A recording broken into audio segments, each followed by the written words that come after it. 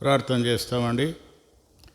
ప్రేమ కలిగిన మా పరలోకపు తండ్రి, దినమంతట్లో తోడైన దేవుడు ప్రభా వందనాలు. తిరిగి సాయంకాలం అని ప్రజలుగా మేము చేరి ప్రభా నీ సన్నిధిలో ప్రార్థించుటకు, మొరపెట్టుటకు, విజ్ఞాపన చేయుటకు, యాచించుటకు, కృతజ్ఞతావస్థలు చెల్లించుట కొరకు మీరు మాకు అనుగ్రహించిన సమయాన్ని బట్టి వందనము చెల్లిస్తున్నాం. ఈ సమయం దీవెనకరంగా ఆశీర్వాదకరంగా ఉంచండి. ఎక్కడ ఇద్దరు ముగ్గురు నా నామమున కూడిందురో వారి మధ్య ఉంటానని సెలవిచ్చిన దేవుడు, మా ప్రార్థన ఆలకించుట కొరకై మా మధ్య మీరు ఉన్నందుకై నీకు వెలేని వందనము చెల్లిస్తున్నాం. అడుగు వాటంటికంటే, ఊహించు వాటంటికంటే అత్యధికముగా శక్తి గల దేవుడు ప్రభా, నీకు వందనాలు. మా ప్రార్థనలు ఆలకించేవాడు, జవాబిచ్చేవాడు తండ్రి, వందనాలు. విశ్వాసహితమైన ప్రార్థన రోగిని స్వస్థపరచునని సెలవిచ్చావు.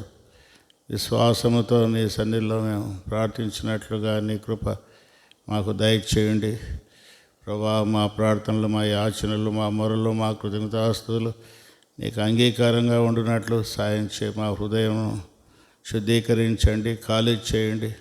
విశాలమైనటువంటి మనస్సు మాకు దయచేయండి ప్రభా. నీ మనస్సు మేము కలిగి జీవించుటకు కృప చూపిస్తురమ్మని వేడుకుంటున్నాం ప్రభా. ఈ సమయం నీ స్వాధీనంలో ఉంచుకో. పాటల ద్వారా, వాక్యం ద్వారా, వాయిద్యాలు సమస్తము నీకు మహిమకరంగా ఉంచండి. మేము చేయ ప్రార్థనలు ప్రభా నీ చిత్తానుసారంగా ఉండునట్లుగా, మాకు క్షేమం పొందినట్లుగా, నీకు మహిమ కలుగునట్లుగా మీరే కృప చూపించండి తండ్రి. ఈ సమయం నీ స్వాధీనంలో ఉంచుకో ప్రభా. నిలబడే దాసుని కూడా అభిషేకించండి. ప్రార్థన ఆత్మను అందరి మీద కుమ్మరించండి అబ్బా తండ్రిని మొరపెట్టి ఆత్మను పొంది ఉచ్చరింప శక్యము కాని మూలుగులతో నీ సన్నిలో కనబట్టకు సహాయం చేయండి. ఈ యొక్క తండ్రి స్థలమంతా కూడా నీ యొక్క ఆత్మ చేత నింపమని వేడుకుంటున్నాం ప్రభా. చుట్టూ మీ దూతల కంచె భద్రత ఉంచండి ప్రభా. సంపూర్ణంగా మీ ఆత్మకు స్వేచ్ఛ మాలో ఉంచమని వేడుకుంటున్నాం. వచ్చిన వారి బట్టి వందనాలు. ఇంకా వస్తున్న వారిని త్వరపెట్టి తీసుకురండి. ఎవరు కూడా నిర్లక్ష్యంగా ఉండకుండా సాయం చేయండి. మీకే మహిమ ఘనత ప్రభావంలో ఆరోపిస్తూ ఈ సమయాన్ని దగల హస్తాలకు అప్పగించుకుంటూ యేసు నామమున ప్రార్థించి వేడుకుంటున్నాము తండ్రి, ఆమేన్.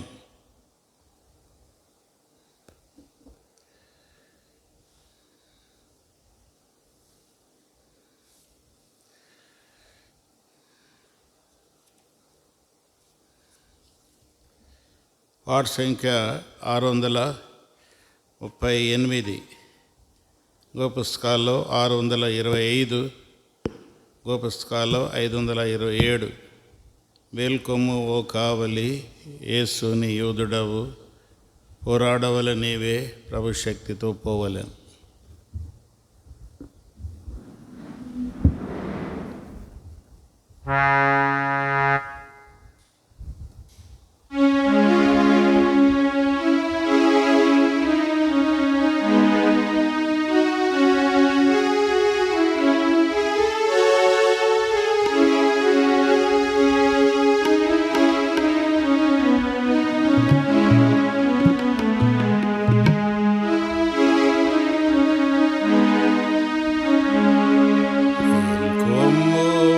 కావలి,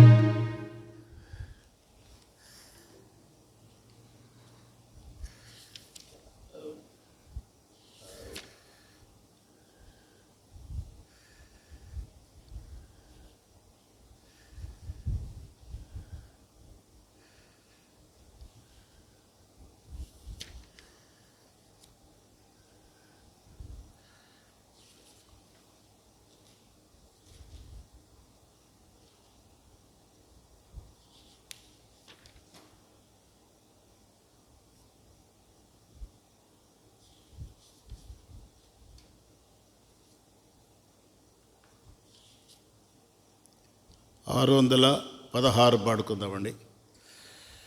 616 ఇంకో పుస్తకాల్లో 603, ఇంకో పుస్తకాల్లో 508. రక్షణ ఔన్నత్యము రక్షకుడే తెలుపును.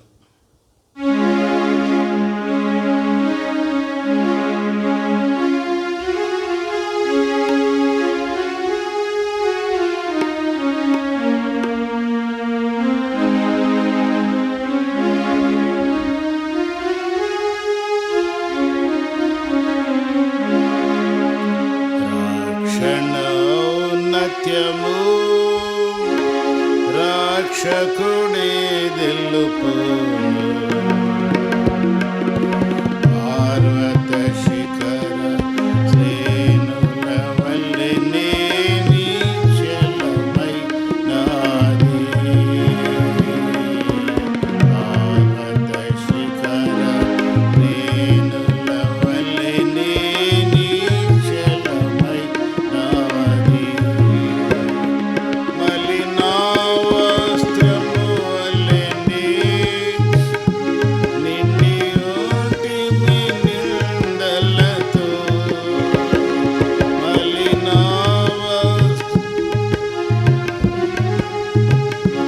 నిండి ఓటిమి నిందలతో. తండ్రి మాదిరిగా మమ్ము వెదకి వచ్చి వింతగా మమ్ము రక్షించెను. తండ్రి మాదిరిగా మమ్ము వెదకి వచ్చి వింతగా మమ్ము రక్షించెను. రక్షణ ఔన్నత్యము రక్షకుడే తెలుపును. పార్వత శిఖర శ్రేణుల వల్లే నిశ్చలమై నాది. పార్వత శిఖర శ్రేణుల వల్లే నిశ్చలమై నాది. అరణ్య ప్రదేశములో పాడైన ఎడారిలో. అరణ్య ప్రదేశములో పాడైన ఎడారిలో. కనుగొనెను పరమార్శించెను. కను పాపవలె గాచెను. కనుగొనెను పరమార్శించెను. కను పాపవలె గాచెను. రక్షణ ఔన్నత్యము రక్షకుడే తెలుపును. పార్వత శిఖర శ్రేణుల వల్లే నిశ్చలమై నాది. పార్వత శిఖర శ్రేణుల వల్లే నిశ్చలమై నాది. యాకోబు వలె నుంటిమి ఇశ్రాయేలుగా మార్చెను.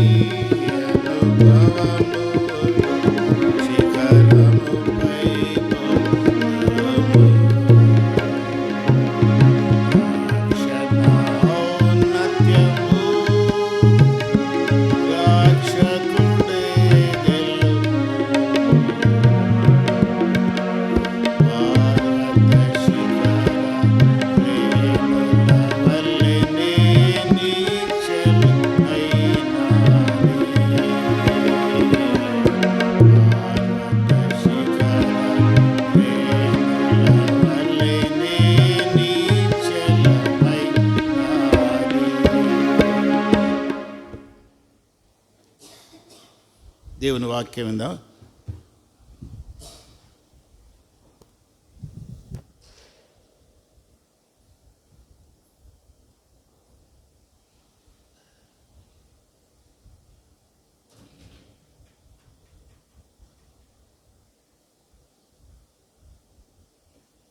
దయచేసి మోకరించండి, ప్రార్థన చేసుకొని దేవుని వాక్యాన్ని విందాం.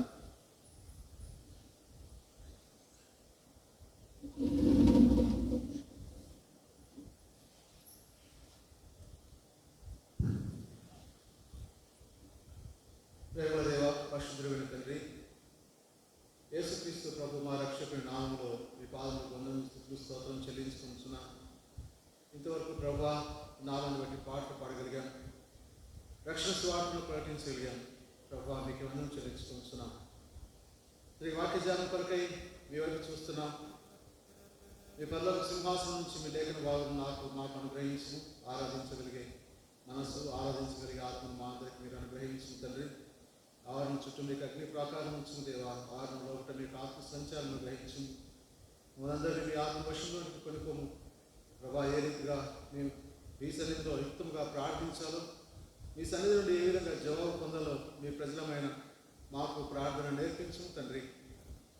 ఇది ఆశ్రయాన్ని కూడా జ్ఞాపకం చేసుకోండి. ఏకని అపాత్రుని జ్ఞానం లేని వాడిని మీ సూర్యత్వాన్ని ప్రోక్షించండి. నేను కాలు చేసుకుని ఆత్మని మీరు అభిషేకించి కేవలం మీ నోటికి బూరగా వాడుకొని మీరే మైపోతురమ్మని వాళ్ళని తగ్గించుకుంటూ మీ నామాన్ని కనపరుస్తూ మమ్మల్ని అందరినీ మీ దగ్గర హస్తాలకు అప్పగించుకుంటూ యేసుక్రీస్తు ప్రభు శ్రేష్టమైన నామం స్తుతించి ప్రార్థించి పెట్టుకుంటున్నాం తండ్రి. ఆమేన్. ఆమేన్.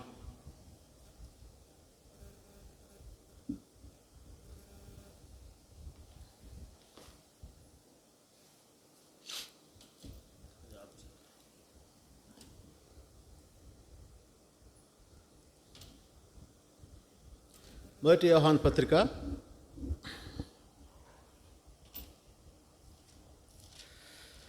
యోహాను పత్రిక 5వ అధ్యాయం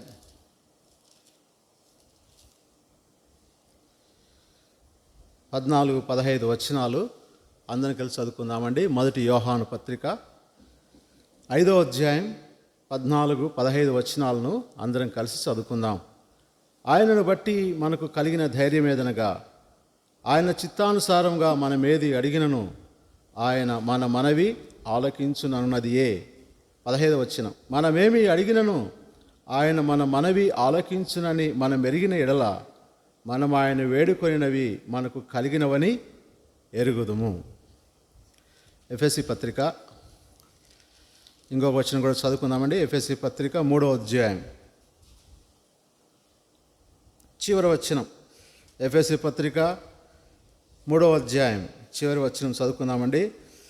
మనలో కార్యసాధకమైన తన శక్తి చొప్పున మనము అడుగు వాటన్నిటికంటేను ఊహించు వాటన్నిటికంటేను అత్యధికంగా శక్తి గల దేవునికి క్రీస్తు యేసు మూలముగా సంఘములో తరతరములు సదాకాలం మహిమ కలుగునుగాక. ఆమేన్. అడుగు వాటన్నిటికంటేను ఊహించు వాటన్నిటికంటేను అత్యధికంగా చేయడానికి శక్తి గల దేవుడు, చేసే దేవుడు. ఏదైతే అడుగుతామో, ఏదైతే కావాలని అనుకుంటామో, ఆశపడతామో, ఊహిస్తామో దాని అంతకంటే ఎక్కువగా మనకు అనుగ్రహించడానికి శక్తి గల దేవుడు. అంతేకాదు, మనకు అనుగ్రహించే దేవుడు. సరే, మనం ఇప్పుడు ఒక మాట చదువుకున్నాం. మొదటి యోహాను పత్రిక 5వ అధ్యాయం 14వ వచనంలో ఒక మాట చదువుకున్నాం. ఆయన బట్టి మనకు కలిగిన ధైర్యం ఏదనగా, ఆయన చిత్తానుసారంగా మనం ఏది అడిగినను ఆయన మన మనవి ఆలకించును. ఏది అడిగినను ఆయన మన మనవి ఆలకించును.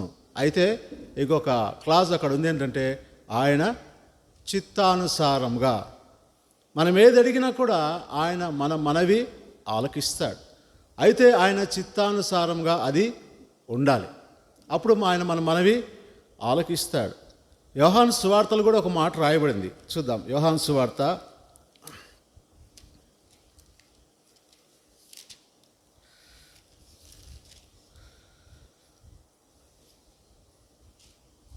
14వ అధ్యాయం.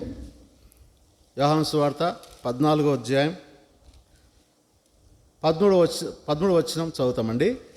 మీరు నా నామమున దేనిని అడుగుదురో తండ్రి కుమారుని యందు మహిమపరచబోటకై దానిని చేతును. నా నామమున మీరు నన్నేమి అడిగినను నేను చేతును. నన్నేమి అడిగినా కూడా నేను చేస్తాను. అయితే ఎలాగుండాలి? తండ్రి కుమారుని యందు మహిమపరచబడాలి, తండ్రికి మహిమ కలగాలి.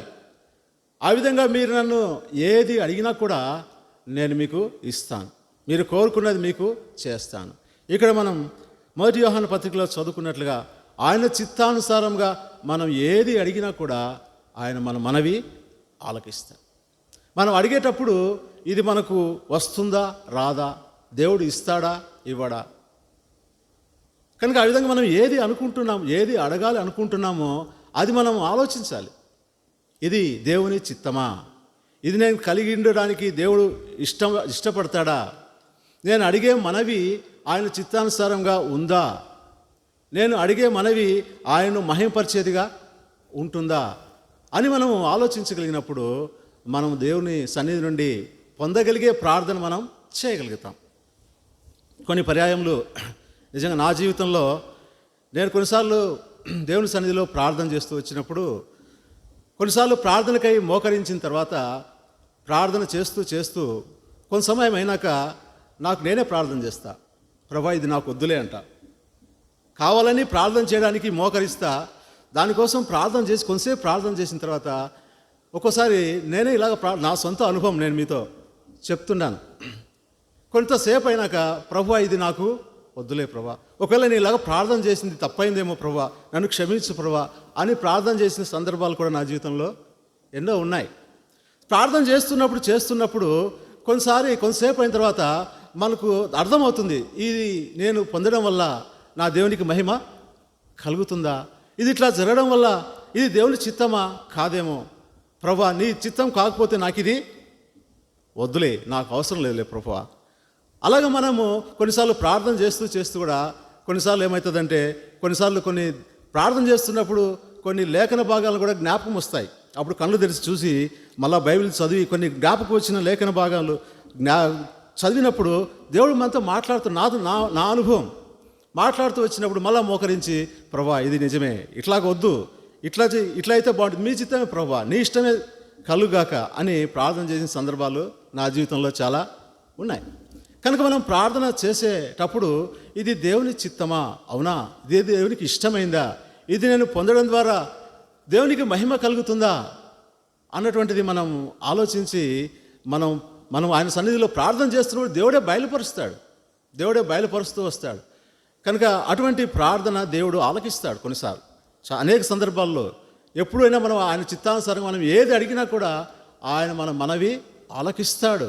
అడుగు వాటన్నిటికంటే, ఊహించే వాటన్నిటికంటే కూడా ఎక్కువగా ఇస్తాడు. ఆయన చిత్తానుసారంగా అడిగితే, ఆయన ఇష్టమైన రీతిలో అడిగితే నీకు ఏది అడుగుతావో అంత 2 అంతలు ఇస్తాడో 4 అంతలు ఇస్తాడో ఇంకెంతైనా ఇస్తాడు. సరే, ఒక ఉదాహరణ మనం చూద్దాం. పోయినసారి ఒక ఉదాహరణ మనం చూసాం. మొట్టమొదటిగా ఒక రాజుని గురించి, మొట్టమొదటి రాజు సౌలు గురించి మనం చూసాం. కీర్తన 66:18 వచనంలో, నా హృదయంలో పాపము లక్ష్యము చేసిన ప్రభు నా మనవి ఆలకింపకపోను. సౌలు రాజు ఆయన అమాలేకీను హతము చేయమని, సంపూర్ణంగా నిర్మూలం చేయమని దేవుడిచ్చిన ఆజ్ఞను తాను నిర్లక్ష్యపెట్టిన కారణంగా, దాన్ని సంపూర్తి చేయని కారణంగా ఆయన మనవి ఆలకించబడలేదు. ఆయన అన్నాడు సమూయేలు దగ్గరికి వచ్చి, అనగా కర్ణపిశాచి ద్వారా సమూయేలును బయటికి పిలిపించిన తర్వాత సమూయేలుతో అన్నాడు, నేను ప్రవక్తల ద్వారా లేదా ఏ విధంగా ప్రయత్నం చేసినా కూడా ప్రభు నా మనవి ఆలకింపలేదు అని సమూయేలు భక్తుని దగ్గర మాట్లాడుతూ వచ్చినప్పుడు ఆయన అంటాడు, యెహోవా నిన్ను ఎడబాసెను. కారణం ఏమిటంటే నీవు అమాలేకీయులను సంపూర్ణంగా నిర్మూలన చేయలేవు, దేవుడు ఇచ్చిన ఆజ్ఞ నువ్వు సంపూర్తి చేయలేదు కనుక ఆ విధంగా నీకు జరిగిందని ఆయన చెప్తూ వచ్చాడు. దాని గురించి మనం ఆత్మీయ అర్థంలో మనం ధ్యానిస్తూ వచ్చాం.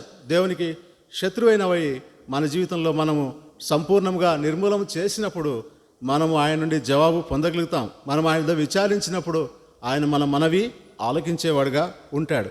తర్వాత 2వ రాజు దావీదు రాజు విషయంలో కూడా మనం చూస్తూ వచ్చాం.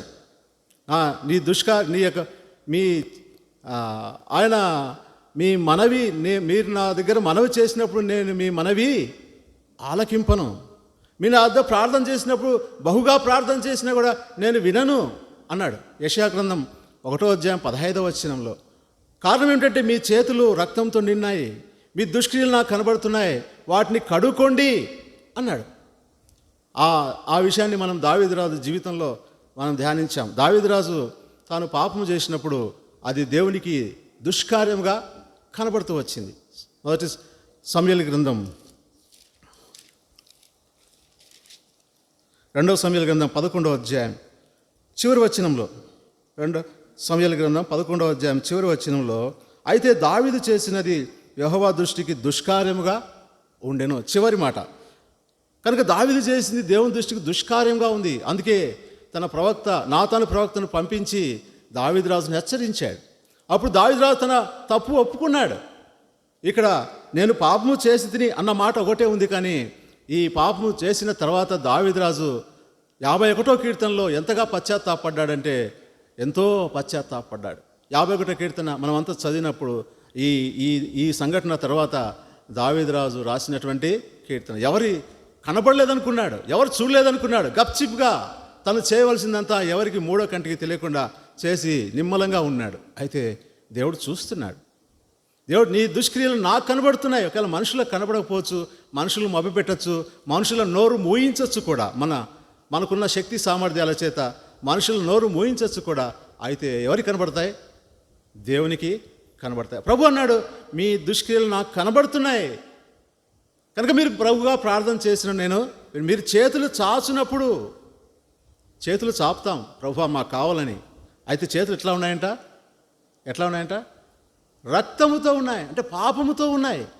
దేవుడు అనుగ్రహించేటివి ఆ పరిశుద్ధమైనవి. యాకోబు పత్రిక 1వ అధ్యాయంలో 17వ వచనం రాయబడింది, ప్రియ సహోదరులారా మోసపోకుడి, శ్రేష్టమైన ప్రతివియు సంపూర్ణమైన ప్రతి వరమును పరసంబంధమైనవై జ్యోతిర్మయుడకు తండ్రి యొద్ద నుండి వచ్చినవే. ఆయనలో ఏ చంచలత్వమైనను గమనాగమనముల వల్ల కలుగు ఏ ఛాయ అయినను లేదు. ఆయన పరిశుద్ధుడు, శ్రేష్టమైన ప్రతివి ఇచ్చేవాడు, సంపూర్ణమైన ప్రతి వరము ఇచ్చేవాడు. ఆయన దగ్గర నుంచే వస్తాయి. అవి ఇచ్చేటప్పుడు చేతులు ఎట్లా ఉన్నాయంట? రక్తంతో ఉన్నాయి, పాపముతో ఉన్నాయి, మురికితో ఉన్నాయి. ఆ శ్రేష్టమైనవి ఆ మురికి చేతుల్లో వేస్తారా? వేయలేరు. చేతులంతా బురద ఉన్నాయనుకోండి, నల్లటి బురద, అట్లా బురద పెడితే నల్లగా బురద ఉంటాయి, అట్లా ఉంటాయి. భయంకరమైన వాసన, నా మూర్ఖత వల్ల కలిగిన గాయంలో దుర్వాసన గలవై శ్రమిస్తే, పాపపు గాయం అట్లా ఉన్నాయి, దుర్వాసన కొడుతున్నాయి. అటువంటి చేతులు ఎవరికి కనపడుతున్నాయి? ప్రభు కనబడుతున్నాయి. ఒకవేళ నువ్వు రక్షించబడినప్పటికీ, ఒకవేళ నువ్వు దేవుని యందు విశ్వాసం ఉంచినప్పటికీ, బాప్తిసం తీసుకున్నావు, ఇక దేవుని మందిరానికి కూడా వస్తున్నావు, అయితే నీ జీవితాన్ని బట్టి, నీ యొక్క ప్రవర్తన బట్టి నీ చేతులు ఇంకా అలాగా అపవిత్రంగా ఉన్నాయేమో.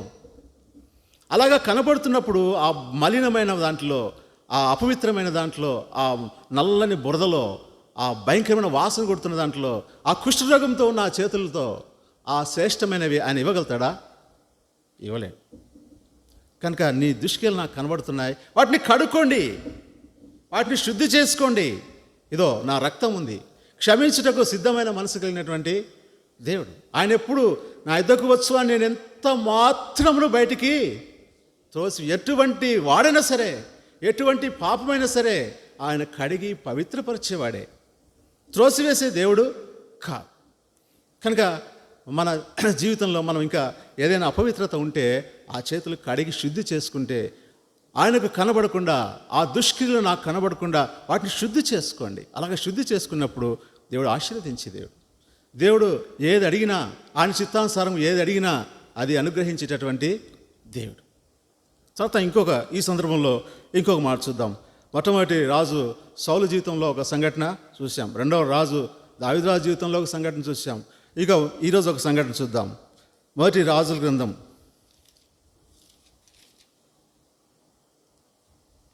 3వ అధ్యాయం 10వ వచనం చదువుకుందామండి అందరం. మొదటి రాజుల గ్రంథం 3వ అధ్యాయం 10వ వచనం, 281వ పేజీ. సొలొమోను చేసిన ఈ మనవి ప్రభువునకు అనుకూలమాయెను. ఎట్లా ఉందంట? సొలొమోను భక్తుడు చేసినటువంటి ప్రార్థన దేవునికి ఎట్లా ఉందంట? అనుకూలంగా ఉందంట. అంటే ఆయన చిత్తానుసారంగా ఉంది, ఆయన ఇష్టపడే రీతిలో ఉంది. ఆ ప్రార్థనలో ఆయన ఆనందించాడు, ఆ ప్రార్థనకు జవాబు అనుగ్రహించాలనుకున్నాడు. అందుకే ఆయన అడిగింది ఏంటి? సొలొమోను రాజు అడిగింది ఏంటి? వివేకం గల హృదయం ఒక్కటే అడిగాడు. ఏమడిగాడు?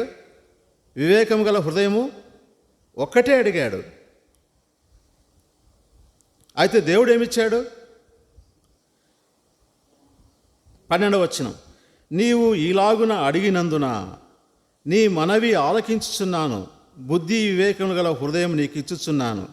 పూర్వీకుల్లో నీ వంటి వాడు ఒకడును లేడు, ఇక మీదట నీ వంటి వాడు ఒకడును ఉండడు. మరియు నీవు ఐశ్వర్యమును ఘనతను ఇమ్మని అడగకపోయినను నేను వాటిని కూడా నీకు ఇచ్చుచున్నాను. నువ్వు అడగలేదు, నీకు అవసరమే, నీకు ఐశ్వర్యం అవసరమే, నీకు ఘనత అవసరమే. రాజుగా వచ్చావు, సింహాసనం మీద కూర్చున్నావు, నీకు ఘనత కావాలి, నీకు ఐశ్వర్యం కావాలి. అయితే నువ్వు వాటిని అడగలేదు. దేవుని ప్రజలను పాలించడానికి నాకు జ్ఞానం, నాకు వివేకం గల హృదయం ఈ ప్రభువా అని అడిగాడు. కనుక ఆ విషయం దేవునికి ఎంతగానో ఇష్టమైంది. అందుకే అడుగు వాటన్నిటికంటే, ఊహించే వాటన్నిటికంటే అత్యధికంగా చేయడానికి శక్తి కలది ఇచ్చాడు. ఐశ్వర్యం ఇచ్చాడు, ఘనత ఇచ్చాడు. ఇంకో మాట అన్నాడు, నీ దినములన్నిటను రాజులలో నీ వంటి వాడు ఒకడైనను ఉండడు. ఎంత ఘనత ఇచ్చాడు, దేవుడే ఇచ్చాడు. అంత గొప్ప ఘనత. కనుక మన మనవి ఆయన చిత్తానుసారంగా ఉంటే, ఆయన అవసరం తీర్చబడేదిగా ఉంటే, ఆయన కొరకైనదిగా ఉంటే. ఇక్కడ తన కొరకు తాను అడగలేదు. సొలొమోను భక్తుడు తన కొరకు, ప్రభా ఈ రాజ్యానికి వచ్చా, ఈ రాజ్యాన్ని పరిపాలించడానికి నాకు ఐశ్వర్యం కావాలి, ఈ రాజ్యంలో అనేకులను శత్రువులు లేకుండా చేయడానికి మంచి పరాక్రమం కావాలి, ఇక ఇక ఇక యుద్ధం ఇక మంచి ఐశ్వర్యం, మంచి ఘనత కావాలి. అవన్నీ ఏమీ అడగలే. మంచి ఆయుష్ కావాలి, అవన్నీ ఏమీ అడగలే. ప్రభా నాకు జ్ఞానం, వివేకం కలిగినటువంటి హృదయము నాకు అనుగ్రహించు. కనుక అలాగా అడిగినందుకు దేవుడు ఎంతగానో ఇష్టపడి ఆయనకు ఏది అవసరమో అడిగిన దానికంటే ఆయన అడిగింది ఒకటైతే ఆయన అవసరాలు అన్నీ కూడా తీర్చాడు. మత్తయి సువార్తలు కూడా ఆ మాట రాయబడింది, 6వ అధ్యాయంలో ఉంది కదా, ఆయన రాజ్యమును ఆయన నీతిని మొదట వెతుకుడి, అప్పుడు అవన్నీ మీకు అనుగ్రహించి. మీ అవసరాలు ఏమిటో, మీ అక్కర్లు ఏమిటో అవన్నీ ఆయనకు బాగా తెలుసు. తెలీదా దేవునికి నా అవసరం ఏమిటో, నా అక్కర ఏమిటో అవన్నీ తెలియదా? తెలుసు.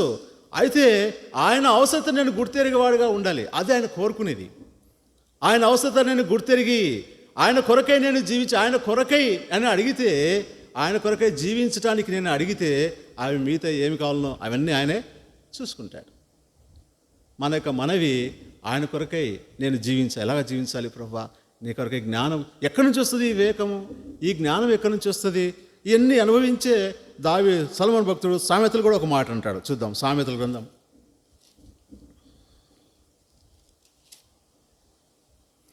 2వ అధ్యాయం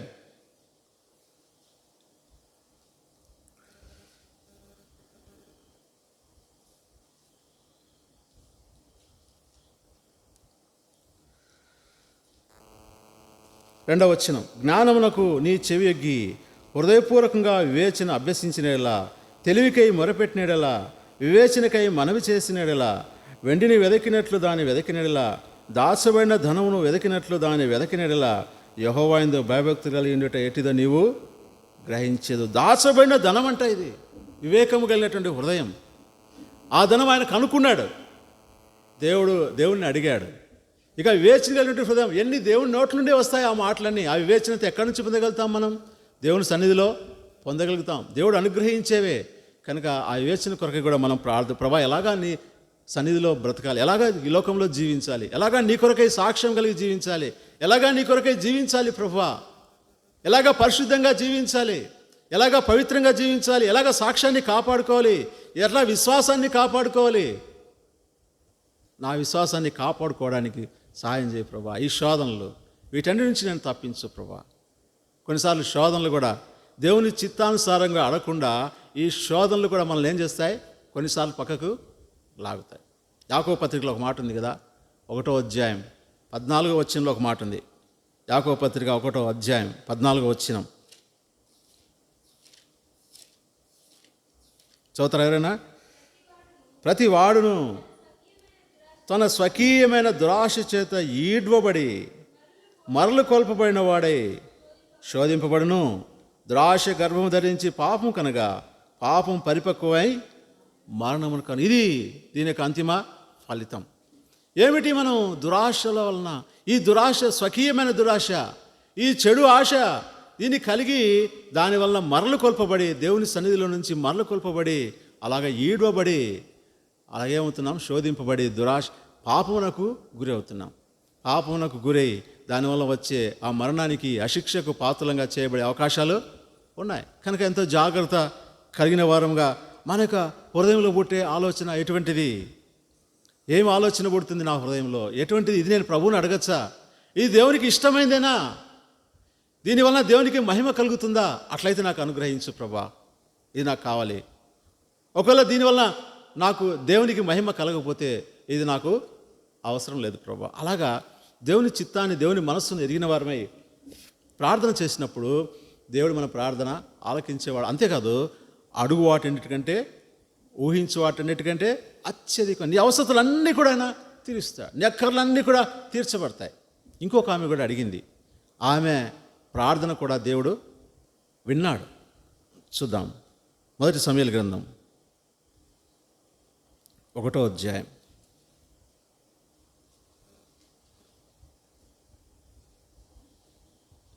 11వ వచనం.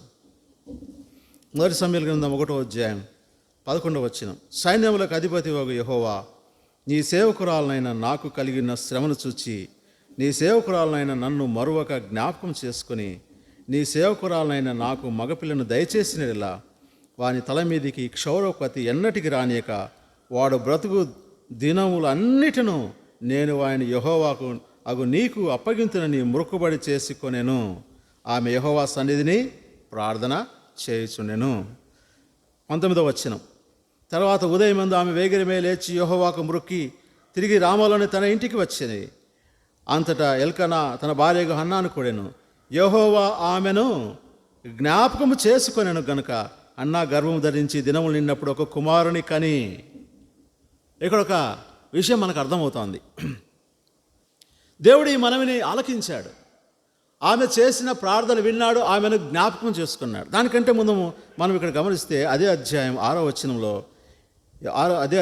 వచనంలో యెహోవా ఆమెకు సంతు లేకుండా చేసిన హేతువును బట్టి చేసి ఉన్నా. ఎందుకు ఆమెకు సంతానం లేరు? ఏం కారణం అండి? యెహోవా ఆమెకు సంతు లేకుండా చేశాడు. కారణం ఏమిటి? దేవుని మందిరంలో అవసరత ఉంది, ఆయనకు ఒక అవసరత ఉంది, ఆయనకు ఒక ప్రవక్త కావాలి. ఎక్కడి నుంచి వస్తాడు? ఆమె ద్వారానే కావాలి. అందుకే ఆమెకు సంతు లేకుండా చేశాడు. ప్రతి సంవత్సరము అన్న ఎల్కానా దేవుని మందిరానికి, అనగా ఆ ఎఫ్రాయిము మన్యమందున రామయం సోఫిము అనేటువంటి ఆ పట్టణం నుంచి ఆ షిలోహు పట్టణానికి ప్రతి సంవత్సరం వచ్చేవాళ్ళు.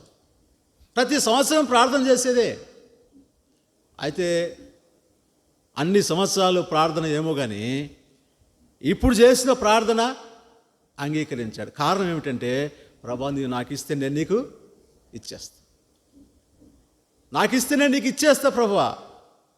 అట్లా మనం ప్రార్థన చేయగలుగుతామా? అంటే దేవుని యొక్క అవసరత, ప్రభా నాకు ఇస్తే నీ అవసరత నేను తీరుస్తా ప్రభా, అట్లా అనడానికి మనసు ఒప్పదేమో. నా చేతిలోకి వచ్చినాక ఇది మళ్ళా ప్రభుకి ఇవ్వాలంటే సంతోషంగా ఇవ్వగలుగుతామా? కొన్నిసార్లు సంతోషంగా ఇవ్వలేం, కష్టమవుతుంది. ఇది ప్రభుకి ఇస్తే నాకెట్లబ్బా. లేక కొడుకు పుట్టాడు ఈమెకు, ఎంతో సంవత్సరాలు ప్రయాసపడింది, షిలోహు తిరిగింది ప్రతి ఏటా. అయితే దేవుడు ఒక గర్భఫలాన్ని ఇచ్చాడు. ఇక ఎప్పుడు ఇచ్చిందంటే ఆమె అంత ముచ్చటంతా తీర్చుకున్నాక ఈలే. ఎప్పుడు ఇచ్చింది? వెంటనే పాలు విడుస్తానే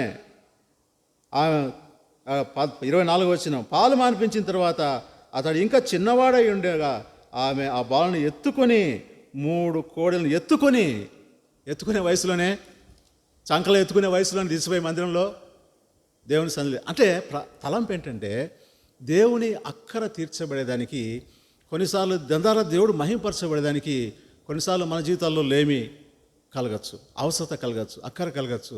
కొన్నిసార్లు దేవుడు మనం పరీక్షించవచ్చు. కనుక మన ద్వారా దేవుని అవసరత తీర్చబడాలి, మన ద్వారా దేవుని అక్కర తీర్చబడాలి. ప్రభా ఇది నాకు ఇస్తే నేను నీకు ఇస్తా అన్న ప్రార్థన ఎప్పుడైనా చేశామా? ప్రభా నీకు ఇవ్వాలని నాకు ఆశ ఉంది, ప్రభా నీకు ఇవ్వాలనే మనసు నాకుంది, అయితే నా కాడ లేదు, నాకు ఇస్తే నేను నీ ఒక అవసరత యొక్క మందిరంలో లేదా దైవికమైన అవసరత నేను తీరుస్తాను ప్రభా. అటువంటి ఆశతో, అంటే తలంపు ఏంటంటే ఆయన చిత్తానుసారంగా, ఆయన మహిమ కొరకై, ఆయన అవసరత ఏమైతే నాకెందుకు, నా అవసరత తీర్చబడితే నాకు చాలు, దేవుని అవసరత ఏమైతే నాకెందుకు, ప్రభా నా పిల్లలు నీ మందిరంలో కనబడాలి, ప్రభా నా సమయం నీకు ఇవ్వాలి, ప్రభా నువ్వు నాకు సమయం ఇస్తే నేను నీకు సమయం ఎంతో ఇవ్వగలుగుతా ప్రభా. అట్లాగా కొన్నిసార్లు మనం ఏదైతే ఆయనకు అవసరం, ఏదైతే మనం ఇవ్వాలనుకుంటామో దాన్ని మనం ఆయన కొరకై అడుగుతున్నప్పుడు ఆయన మన మనవి ఆలకించేవాడుగా ఉంటాడు. కొన్నిసార్లు మనం అలా అడగం. మనం అడిగేవి ఎట్లా ఉంటాయి అంటే యాకోబు పత్రిక 4వ అధ్యాయం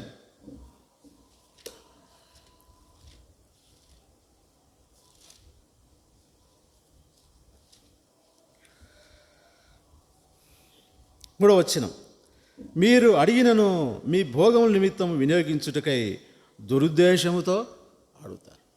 ఎందుకు అడుగుతున్నారు? మీ లోపల ఆంతర్యం ఏమిటి అంటే మీ భోగం నిమిత్తం, అంటే మీ సుఖంగా ఉండడానికి, మీ ఇష్టం నెరవేర్చబడడానికి దురుద్దేశంతో అడుగుతున్నారు. ఒకవేళ నేను మిమ్మల్ని మోసం చేయొచ్చు, మీరు నన్ను మోసం చేయొచ్చు, కానీ దేవుని మోసం చేయగలుగుతామా? చేయలేం. మనం ఏం అడుగుతుంది అన్నీ ఆయనకు తెలుసు. ఆయన హృదయం అంతర్నిర్యాలను ఎరిగిన దేవుడు.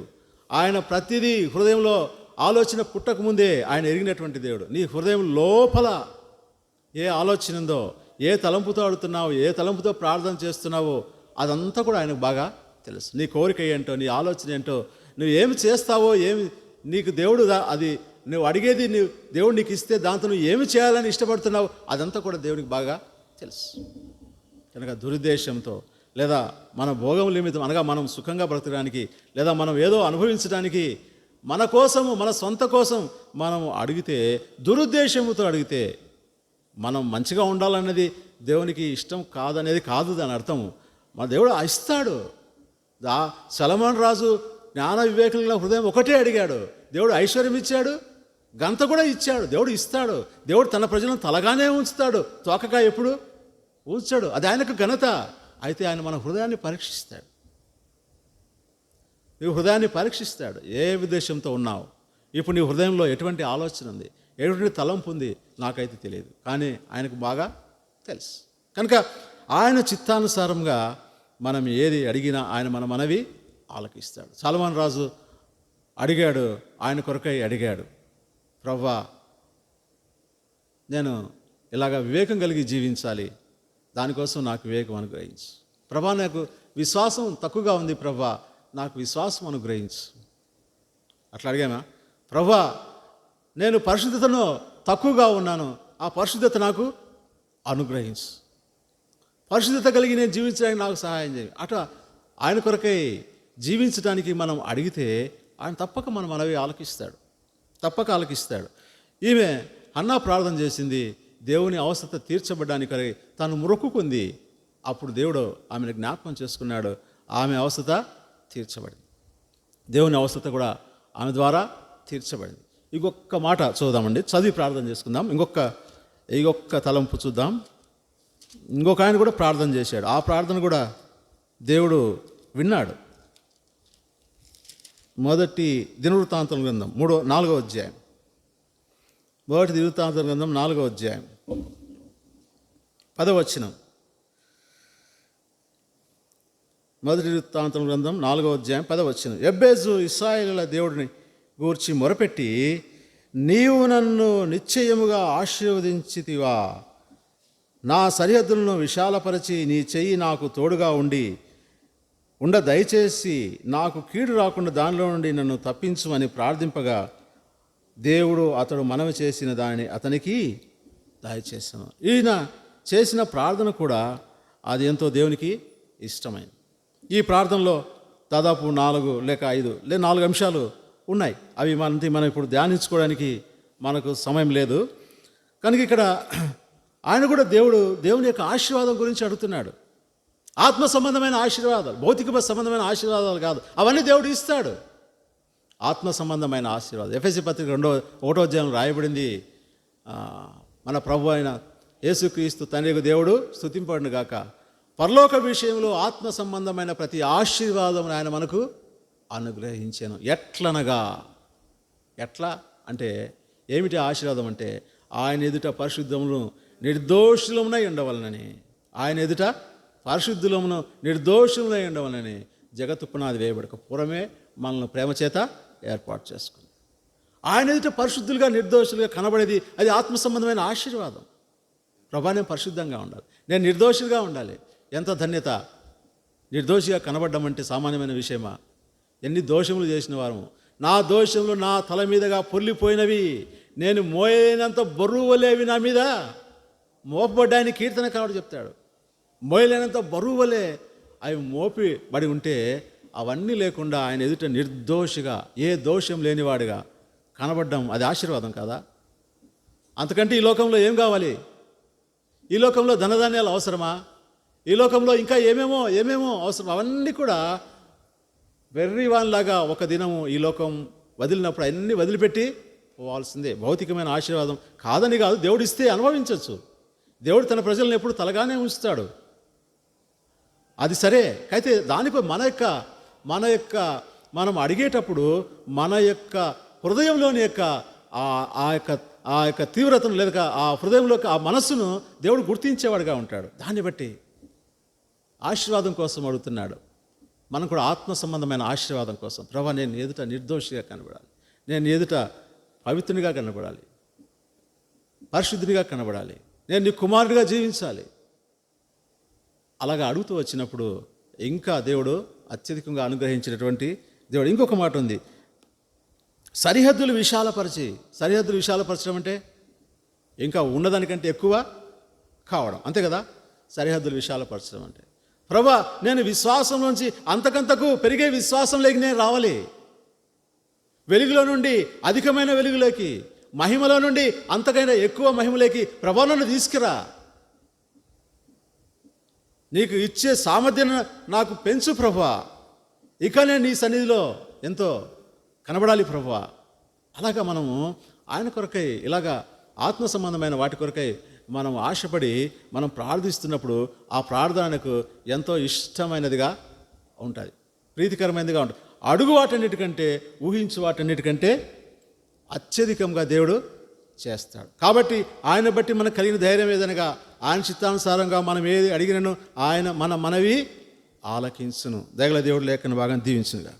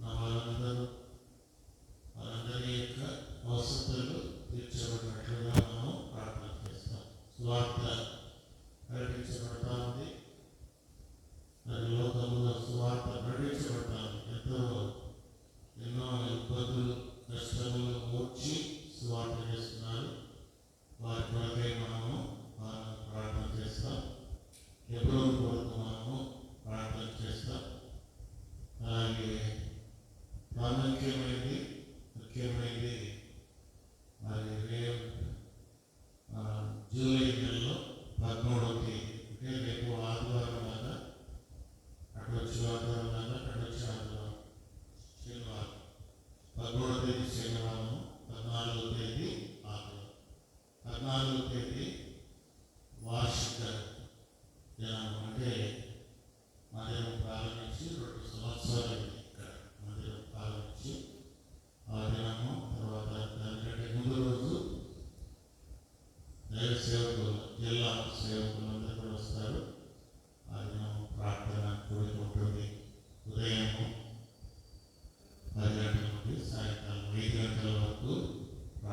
ఉంటుంది. సాయంకాలము వచ్చే సహోదరుని యొక్క సాక్ష్యం ఉంటుంది. ఆయన జాన్ అని ఆయన పూజారిగా ఉన్నటువంటి ఆయన ప్రభు నమ్ముకున్నాడు. మంచి సాక్ష్యం, మంచి వాక్యం కూడా చెప్పారు. మరి ఆయన వస్తాడు, సాయంకాలం ఆయన యొక్క సాక్ష్యం ఉంటుంది. సాయంకాలం ఆయన యొక్క సాక్ష్యం. ఆదివారము యథావిధిగా ఉదయం నుండి 10 గంటల నుండి 1 గంటల వరకు ఆరాధన ఉంటుంది. 2 దినాల కంటే భారంగా ప్రార్థన చేయండి. వాతావరణము అనుకూలంగా ఉన్నట్టు శత్రువు ఎక్కడ కూడా కలవపరచకూడదు. శత్రువుకు అవకాశం లేకుండా మరి దేవుని నామం మహిమపరచుకున్నట్లు అనేకమైన ఆటంకాలు అన్నీ కాకుండా మరి వాటన్నిటిలో దేవుడు పరుచుకున్నట్లుగా ఆ దినాల్లో దేవుని యొక్క సన్నిధి, దేవుని కటాక్షం మన మధ్య ఉండి, దేవుడు మనతో కూడా ఉండి ఆ 2